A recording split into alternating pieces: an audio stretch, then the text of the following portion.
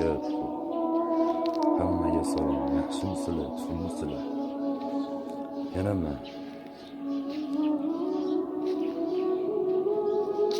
bir mavzu esimga kelib qoldi.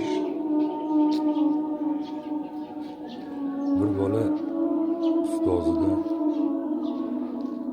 16 yil ilm olibdi.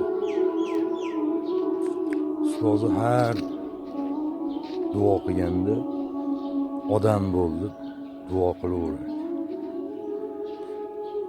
16 yildan keyin ustozi aytibdiki, bo'ldi, sen endi yetishding, endi senga endi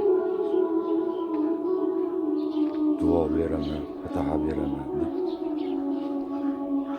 Yana odam bo'ldi, duo qildi. Ya'ni bola o'ylanib turib aytibdiki, ustoz debdi, 16 yil qo'lingizda ilm oldim debdi. Men hali ham odam bo'lmadimmi debdi.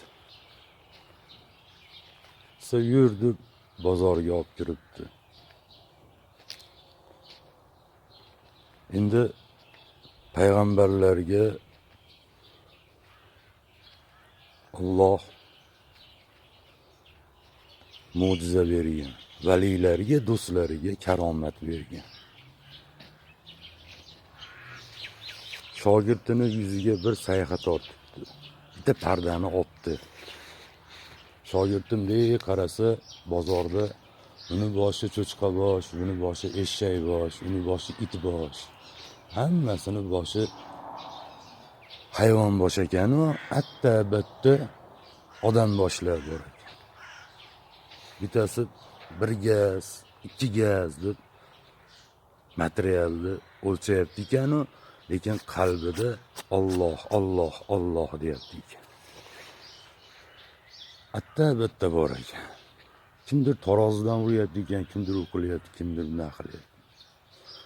Shunda yana ustoziga aytgan ekan, "Ey ustoz, duo qiling, odam bo'lay" degan ekan. Shunaqa.